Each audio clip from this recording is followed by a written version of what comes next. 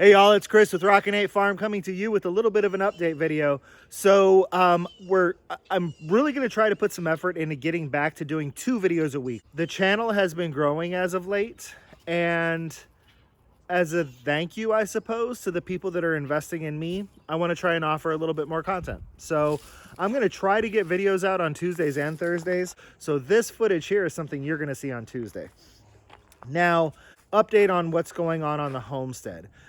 We haven't been doing a whole ton of project work lately, and it's mostly because when we did all of that project work that y'all saw in last week's video, building a homestead on a budget, and I'm going to go ahead and link it up here, but when we were filming last week's video, I decided to put my dumbness in full effect.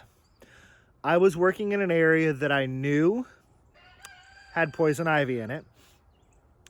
But because in the past, my reaction to poison ivy had been very, very, very minimal, I didn't really worry about it. But my exposure to poison ivy in the past was just brushing up against the plant.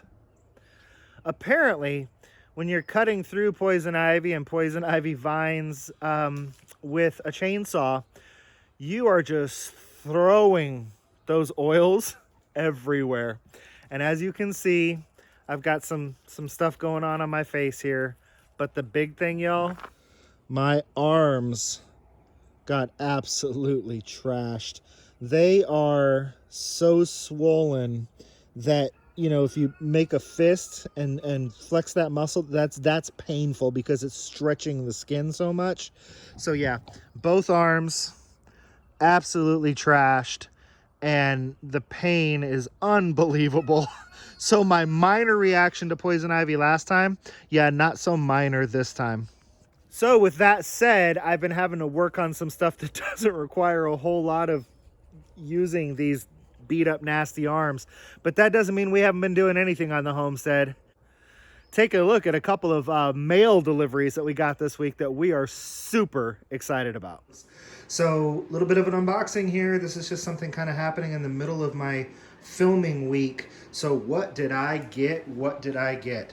Well, I got something that everybody needs to be getting in October, and I normally would probably get this from someplace else, but no place else had it. So I went with a company that is a new company to me. They delivered exactly what I wanted. They had exactly what I wanted, and they got it to me really fast. I didn't have to wait for it. So this may be a company that I just go with in the future. Let us see what we got. All right.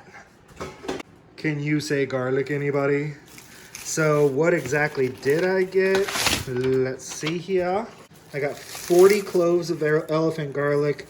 You got to figure like anywhere from 4 to 6, so we'll call it an average of 5 cloves per bulb. So once I split those out, if they all grow, then I'm looking at like 200 cloves of elephant garlic next spring, late spring, early summer, and 100 bulbs of the Music hard neck garlic. I love this stuff. It tastes great. It grows really well for everyone around me. This is the first time I've actually grown it, but 100 bulbs, y'all, that's heavy. 100 bulbs of garlic. So for right now, I love that they came in these bags too, man. That is awesome that they sent them to you in these bags, because what I'm gonna do is I am gonna hang them out on the porch so that until I can get around to getting them split up and in the ground, they'll just be in a nice airy place with some good airflow around them. So super excited about how they package it. Dutch Valley Growers, y'all. So long as I'm harvesting garlic next May, I think I may be coming back to y'all. I'm trying to get some stuff done right this second because my meat birds just showed up at the post office. So I need to go into town and pick them up. But y'all, I've been busy the last few days, and we were pretty busy last weekend. So my brooder's not set up yet. I mean, I'm gonna get this done quick, but this is all stuff that should have been done by now. So I'm gonna try and get this brooder set up really quick. I can't really hold the camera and set up the brooder at the same time, so I'll just be back in a second to let you know what it is that we did. All right, y'all, so I got the basic brooder set up, and for those of you that haven't seen any of my past videos, I think I actually did a full video on brooder setup. I'll link that here. But Basically, there's a few little things that I do to my brooder that are a little bit different. And to be honest with you, they're my favorite parts. So some stuff that's not very uncommon at all. A lot of people do it, but if you don't do it, it's a big help. I'm gonna start out here, and I'll flip you around and show you this. So the chicks will start out in this stock tank. Not uncommon to use a stock tank, but I am going to hay this year for the bedding material. Trying to get away from the pine shavings. I don't like how dusty they are. I've read articles about it causing lung issues in young birds. I've never had it happen to me because I always used pine shavings up until now. So, yeah, we're using hay. Here's a cool thing. Chris, why do you have a paint tray inside of your chicken brooder? Because birds are nasty and they make messes. And when they're drinking, they tend to poop a lot. And they also tend to splash water everywhere. So I started using this paint tray a couple of years ago. And basically, it catches all the mess. So you put the water right on top of it. And then as they make a mess, the hay inside of the brooder stays nice and dry because that collects all the mess. So you just got to come empty that out every day. So I do have different sized feeders, and I usually kind of graduate from like that feeder there, that one there, up to this one, and then eventually a bigger feeder. But from what I understand, these little guys are hungry and they're kind of voracious feeders. So we're just going to go ahead and start out with the bigger feeder. We're going to go ahead and start out with the slightly bigger water as opposed to the little guy there. And we'll see how long these birds can stay inside of this particular brooder. The nice part is this brooder is inside of what I call my brooding room. So let me step back here. You can see, as I step out the door, I have this entire room that we use as a brooding room. So this is all fresh hay down on the ground here. If it's too warm in here, I have a window that I can open. I also have the ability to bring a fan in here. Obviously, the meat birds aren't going to use the roosting bars, but that's okay. And basically, I can still use that heat lamp. I have it secured very, very, very well to the ceiling. And it's adjustable, so I can raise and lower it. So I've got the heat lamp ability even after I get rid of the brooding tub. So the chickens can kind of maneuver around.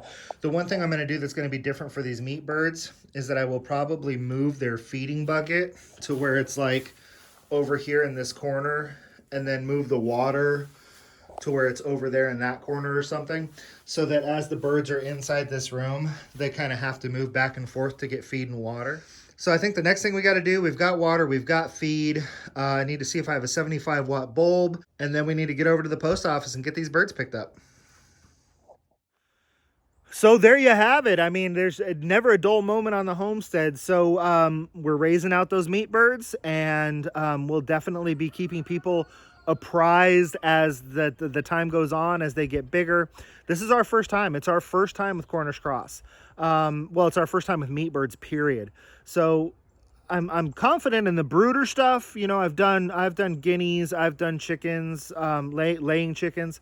So I'm confident in the brooding stuff and in the keeping them alive and keeping them healthy and stuff like that. Obviously, there's some differences with meat birds, you know, hearts exploding and stuff like that. But I'm fairly confident in the brooding process. But other than that, this is all new for us, you know, how quickly they're going to grow, et cetera, et cetera. I'm in the process of finding a processor. And I think I've been talking to a guy who wants information I have from research I've done on setting up mobile processing. And I think we might be able to work something out where he helps me out and I learn how to do it myself. Because I've never processed a chicken before, and I've watched a million videos on it, but if you've never done it, I just don't want to mess anything up. We'll be getting the garlic in the ground, and then we've got a lot of stuff we're going to be doing this upcoming weekend, and that'll be on a different video. Got to go clear out that barn loft. We're getting soil into the garden boxes that we have built. So a lot of stuff coming up. We'll keep everybody updated, and follow us along on this little garlic journey and this little Cornish cross journey. But I'm really glad to see some new people. If you are new to the channel, make sure that you hit that subscribe button, hit that bell so you get those notifications. Really happy to have you all join us as part of the family. Big thanks to guys like Jack Palmer over at the Mindful Homestead and Jeremy Jackson at Living the Dream Off Grid. Good friends of mine, people that actually, it's not just like those YouTube friendships, like we actually talk and communicate and share ideas and ask each other questions. And so really good guys. If you're one of my followers and you're not following those two channels, I'm going to drop a link to their channels in the bottom of my, in the comment section below. So make sure you go check them out. Let them know that Rockin' 8 Farm sent you. And until I see everybody again, just be happy and live healthy.